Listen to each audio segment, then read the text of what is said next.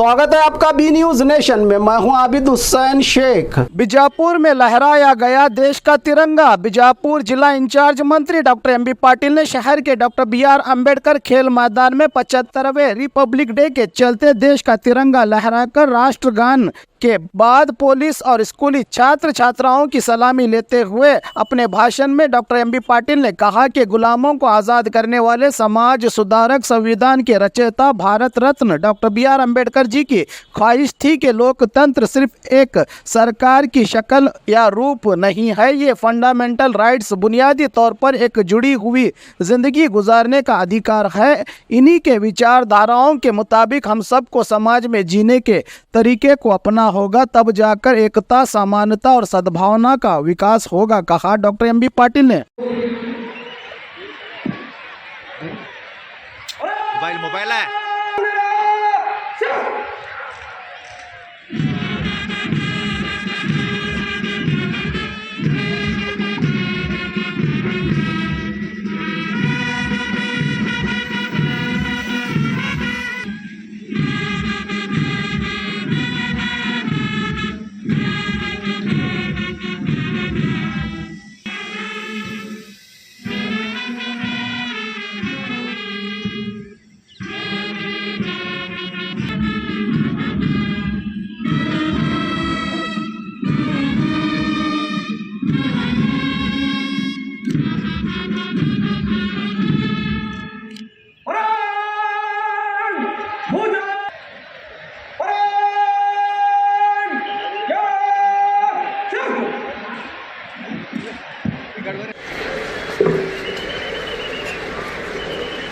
ಬಿಳಿಯ ಬಣ್ಣದ ತೆರೆದ ಡಾಕ್ಟರ್ ಎಂ ಬಿ ಪಾಟೀಲ್ ಮಾನ್ಯ ಬೃಹತ್ ಮತ್ತು ಮಧ್ಯಮ ಕೈಗಾರಿಕೆ ಹಾಗೂ ಮೂಲ ಸೌಲಭ್ಯ ಅಭಿವೃದ್ಧಿ ಸಚಿವ ಕೈ ಬೀಸ್ತಾ ಅವರಿಗೆ ಶುಭವನ್ನ ಕೋರ್ತಾ ಇದ್ದಾರೆ. 22 ಪಥ ಸಂಚಲನ ತಂಡಗಳ ವೀಕ್ಷಣೆ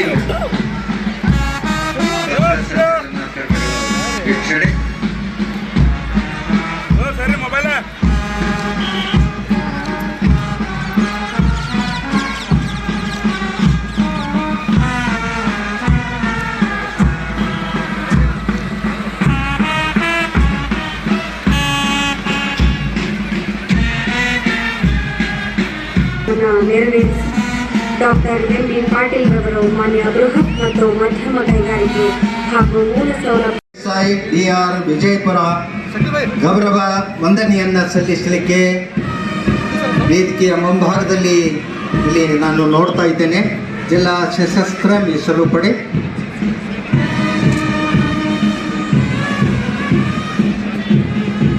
ರಾಮ ಜಂಡೆಯವರ ನೇತೃತ್ವದಲ್ಲಿ ಜಿಲ್ಲಾ ಸಶಸ್ತ್ರ ಮೀಸಲು ಪಡೆ ಗೌರವ ವಂದನೆಯನ್ನ ಸಲ್ಲಿಸಿದೆ.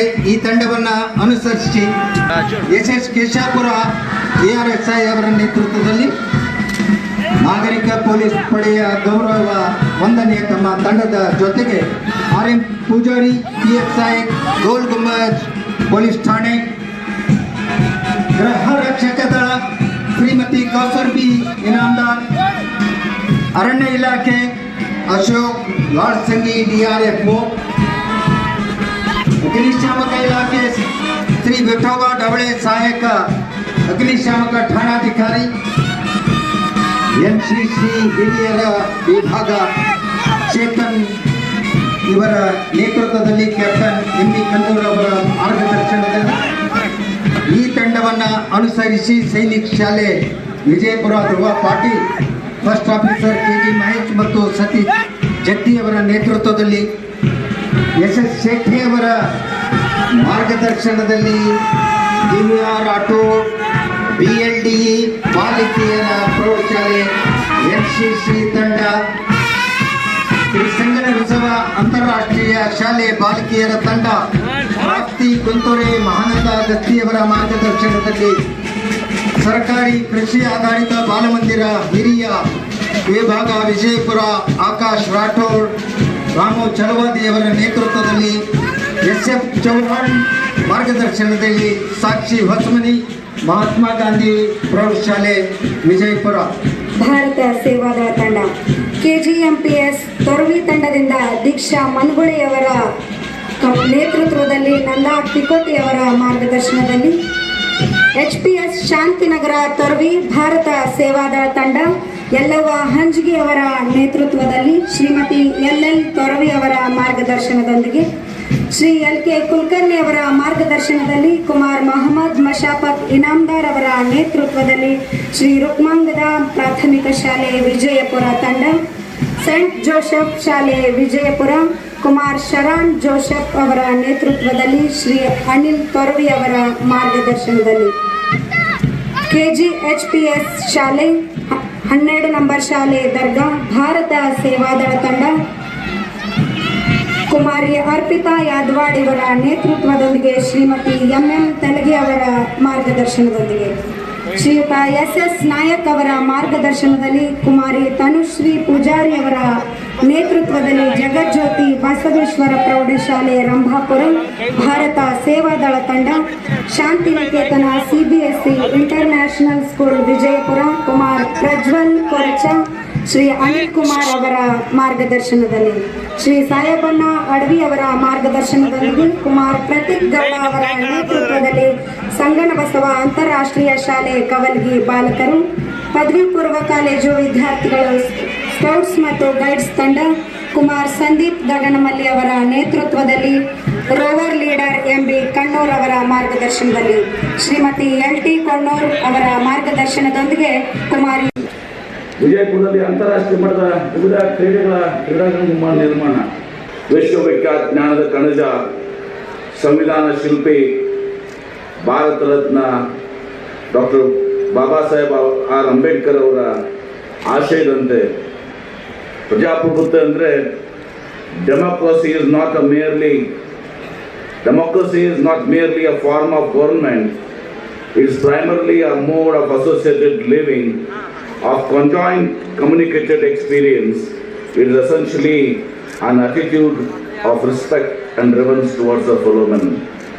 ಅದರಂತೆ ನಮ್ಮ ಸಂವಿಧಾನವು ಕೊಡಮಾಡಿರುವ ಅವಕಾಶಗಳ ಸಮಾನತೆಯನ್ನು, ಮುಕ್ತತೆಯನ್ನು ಮತ್ತು ಸುಸ್ಥಿರತೆಯನ್ನು ಸಮಗ್ರವಾಗಿ ಘೋಷಿಸಿ ಕಾಪಾಡಿಕೊಂಡು ಬಂದಿರುವ ಸ್ವತಂತ್ರ ಭಾರತವು ಕಳೆದ 77 ವರ್ಷಗಳ ಅವಧಿಯಲ್ಲಿ ಸಾಮಾಜಿಕ, ಸಾಂಸ್ಕೃತಿಕ, ಆರ್ಥಿಕ, ಶೈಕ್ಷಣಿಕ, ವೈಜ್ಞಾನಿಕ, ರಾಜಕೀಯ, ಧಾರ್ಮಿಕ, ವೈಚಾರಿಕ ಮತ್ತು ಸಾಹಿತ್ಯಿಕ ಕ್ಷೇತ್ರದಲ್ಲಿ ಅದ್ಭುತ ಪ್ರಗತಿ ಕೈದು ಕಲ್ಯಾಣ ರಾಜ್ಯ ಸ್ಥಾಪನೆಯ ಗುರಿಯನ್ನು ಬಹುತೇಕ ಸಾಧಿಸಿ ಎಂದು ಹೇಳಲು ಅಭಿಮಾನ ಪಡುತ್ತೇನೆ. ಭಾರತದ ಗಣತಂತ್ರ ವ್ಯವಸ್ಥೆಯ ಮೂಲಾಧಾರ ಆಗಿರುವ ನಮ್ಮ ಘನ ಸಂವಿಧಾನದ ರಚನೆಗೆ ಶ್ರಮಿಸಿದಂಥ doctor Babu Rajendra Prasad, Pandit Jawaharlal Nehru, Sardar Vallabhbhai Patel, Subhash Chandra Bose, Abdul Kalam Azad, Vijayalakshmi Pandit, Sarojini Naidu, Sucheta Kripalani, Kannadiga Benegal Narasimharao, Shrimati Hansa Mehta, Shrimati Rajkumari Amrit Kaur, TT Krishnamachari, Alladi Krishnaswami Iyer, PM Munshi, Gopal Swami Ayyangar, Govind Vallabh Pant, Abdul Ghaffar Khan, HN Kunju, HS Gour, KV Zafrulla Khan, doctor Sachchidananda Sinha, Liaquat Ali Khan, sir Firoz Khan ನೂನ್, ಸುಹವರ್ದಿ ಮತ್ತು ಖ್ವಾಜಾ ನಜೀಮುದ್ದೀನ್ ಮುಂತಾದವರ ಅನನ್ಯ ಕೊಡುಗೆಯನ್ನು ಸ್ಮರಿಸುತ್ತಾ ಈ ವೇದಿಕೆಯ ಮೂಲಕ ಅವರೆಲ್ಲರಿಗೂ ಗೌರವವನ್ನು ಅರ್ಪಿಸುತ್ತೇನೆ.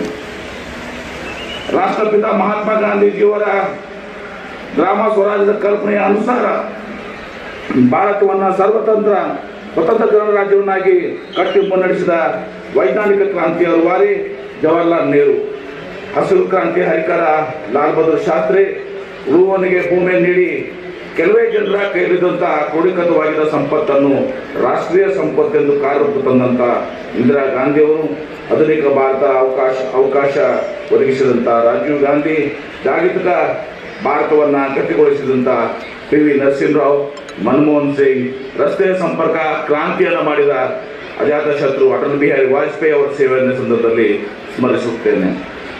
ನಾವು ಒಂದು ಸುವ್ಯವಸ್ಥಿತ ಗಣರಾಜ್ಯವಾಗಿ ಹೊರಹೊಮ್ಮಿದ್ದಕ್ಕೆ ಈಗ ಅಮೃತ ಮಹೋತ್ಸವದ ಸಂಭ್ರಮವಿದೆ. ಇದಕ್ಕೆ ಪೂರಕವಾಗಿ ಇವತ್ತು ರಾಜ್ಯದಲ್ಲಿ ಸಂವಿಧಾನ ಜಾಗೃತಿ ಯಾತ್ರವನ್ನು ನಡೆಸಲಾಗಿದೆ. ಅದರಂತೆ ನಮ್ಮ ವಿಜಯಪುರ ಜಿಲ್ಲೆಯಲ್ಲೂ 2 ಸ್ತಬ್ಧ ಚಿತ್ರಗಳಂದರೆ ವಿಜಯಪುರ ಮತ್ತು ಇಂಡಿ ಉಪವಿಭಾಗದಲ್ಲಿ 2 ಪ್ರತ್ಯೇಕ ಜಾಥಾ ನಡೆಸಲಾಗಿದೆ. ಮಾನ್ಯ ಶ್ರೀ ಸಿದ್ದರಾಮಯ್ಯನವರ ನೇತೃತ್ವದ ಸರ್ಕಾರವು ನುಡಿದಂತೆ ಮತ್ತು ಸಂವಿಧಾನಕ್ಕೆ ತಕ್ಕಂತೆ ಬಸವಣ್ಣವರ ಆಶಯಗಳಿಗೆ ತಕ್ಕಂತೆ ನಡೆಯುತ್ತಿದೆ. ನಾವು ಕೊಟ್ಟ ಮಾತಿನಂತೆ 5 ಗ್ಯಾರಂಟಿಗಳನ್ನ ಜಾರಿಗೆ ತಂದಿದ್ದೇವೆ. ಇವುಗಳಲ್ಲಿ ಪೈಕಿ ಇತ್ತೀಚೆಗೆ ಜಾರಿಗೊಳಿಸಲಾದಂಥ ಯುವ ನಿಧಿ ಯೋಜನೆ ಜಿಲ್ಲೆಯಿಂದ ಈಗಾಗಲೇ ಸುಮಾರು 4,300ಕ್ಕೂ ಹೆಚ್ಚು ಅರ್ಹ ಯುವಜನರು ಅರ್ಜಿ ಸಲ್ಲಿಸಿದ್ದು ಅವರಿಗೆ DBT ವ್ಯವಸ್ಥೆಯಲ್ಲಿ 2 ವರ್ಷಗಳ ಕಾಲ ಆರ್ಥಿಕ ನೆರವು ಸಿಗಲಿದೆ. ನಾಡು ಕಂಡ ನಿಜವಾದ ಧರ್ಮ ಮತ್ತು ಸಮಾಜ ಸುಧಾರಕ 12ನೇ ಶತಮಾನದ ಸಂತ ಬಸವಣ್ಣ ಅವರನ್ನ ನಮ್ಮ ಸರ್ಕಾರವು ಇತ್ತೀಚೆಗೆ ಕರ್ನಾಟಕದ ಸಾಂಸ್ಕೃತಿಕ ನಾಯಕ ಎಂದು ಘೋಷಿಸಿರುವುದು ನಿಮ್ಮೆಲ್ಲರಿಗೂ ಗೊತ್ತಿದೆ. ಇದರಿಂದಾಗಿ ವಿಶೇಷವಾಗಿ ಅಭಿಜಿತ ವಿಜಯಪುರ ಜಿಲ್ಲೆಗೆ ಹೆಮ್ಮೆ ತಂದಿದೆ. ನಾನು ಸಚಿವನಾಗಿ ಅಧಿಕಾರ ವಹಿಸಿದ ಕಳೆದ 8 ತಿಂಗಳಲ್ಲಿ ವಿಜಯಪುರ ಜಿಲ್ಲೆಯ ಅಭಿವೃದ್ಧಿಯ ವೇಗವನ್ನು ಪಡೆದುಕೊಂಡಿದೆ. ಮುಖ್ಯವಾಗಿ ಇಲ್ಲಿ ನಿರ್ಮಿಸಲಾಗುತ್ತಿದ್ದ ಸುಸಜ್ಜಿತ ವಿಮಾನದ ನಿಲ್ದಾಣ ಕಾಮಗಾರಿಯನ್ನು ಮುಕ್ತಾಯ ಹಂತಕ್ಕೆ ಬಂದಿದ್ದು ಇದರ ಉದ್ಘಾಟನೆ ಇನ್ನೂ ಕೆಲವೇ ತಿಂಗಳಿದೆ.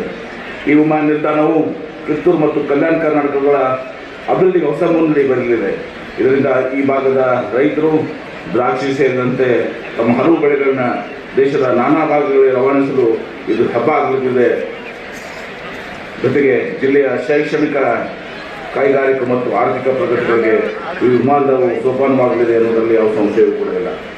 ನನ್ನ ನೇತೃತ್ವದಲ್ಲಿ ನಿಯೋಗವು 2023 ಸೆಪ್ಟೆಂಬರ್-ಅಕ್ಟೋಬರ್ ತಿಂಗಳಲ್ಲಿ ಅಮೆರಿಕ ಕತ್ತರಲ್ಲಿ ಜಾಗತಿಕ ಮಟ್ಟದ ಹಲವು ಕಂಪನಿಗಳಿಂದ ಮಹತ್ವದ ಮಾತುಗಳನ್ನು ನಡೆಸಿದೆ. ಇದರಿಂದಾಗಿ ಕರ್ನಾಟಕಕ್ಕೆ 24,000 ಕೋಟಿ ರೂಪಾಯಿ ಆದಾಯ ಹರಿದು ಬರುವುದು ನಿಶ್ಚಲವಾಗಿದೆ. ಇದರಲ್ಲಿ 8,500 ಕೋಟಿ ಬಂಡವಾಳ ಹೂಡಿಕೆ ಕಂಪನಿಗಳು ಈಗಾಗಲೇ ಕಾರ್ಯಾರಂಭ ಮಾಡಿವೆ. ಈ ವರ್ಷ ಎಲ್ಲೆಲ್ಲೂ ಕೂಡ ಬರಗಾಲವಿದೆ. ಇದಕ್ಕೆ ನಮ್ಮ ಜಿಲ್ಲೆಯನ್ನು ಹೊರತಲ್ಲ. ಹೀಗಾಗಿ ಕುಡಿಯುವ ನೀರು ಪೂರೈಕೆಗೆ ಕ್ರಮ ವಹಿಸಲಾಗಿದ್ದು ಅಧಿಕಾರಿಗಳ ಸ್ಪಷ್ಟ ನಿರ್ದೇಶನಗಳನ್ನು ಕೊಡಲಾಗಿದೆ. ಇದಲ್ಲದೆ ಜಾನುವಾರುಗಳಿಗೆ ಮೇವು ಪೂರೈಕೆ, ಉದ್ಯೋಗ ಖಾತ್ರಿ, ಪರಿಹಾರ ವಿತರಣೆ ಇತ್ಯಾದಿಗಳು ಆದ್ಯತೆ ಕೊಡಲಾಗಿದೆ. ಬ್ರಿಟಿಷ್ ಕಾಲದಿಂದಲೂ ಬರಗಾಲಕ್ಕೆ ತುತ್ತಾಗಿದ್ದ ವಿಜಯಪುರ ಜಿಲ್ಲೆಯ ಮಳೆ ಬೀಳುವ ಪ್ರಮಾಣ ಸರಾಸರಿಗಿಂತ ಕಡಿಮೆ ಇತ್ತು.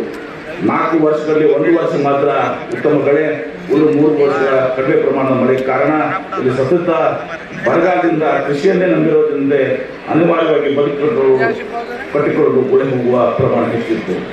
ಜಿಲ್ಲೆಯ ಬರಗಾಲ ನಿವಾರಣೆಗೆ ಹಿಂದೆ ನಾನು ಜಲಸಂಪನ್ಮೂಲ ಹಾಗೂ ವಿಜಯಪುರ ಜಿಲ್ಲಾ ಸಚಿವನಾಗಿ 2013ರಿಂದ 2018ರ ಅವಧಿಯಲ್ಲಿ ವಿಜಯಪುರ ಜಿಲ್ಲೆಗೆ ಸದ್ಬಳಕೆಗೆ 100 TMC ನಿಗದಿಪಡಿಸಿ ಕೃಷ್ಣಾ ನ್ಯಾಯಾಲಯದ ಅಂತಿಮ ಅಧಿಸೂಚನೆ ಮುಂಚಿತವಾಗಿ ಅಗತ್ಯ ಕ್ರಮಗಳನ್ನು ಅವಲಂಬಿಸಿ ತಾತ್ಕಾಲಿಕವಾಗಿ ನೀರು ಅವಕಾಶ ಮಾಡಲಾಗಿದೆ.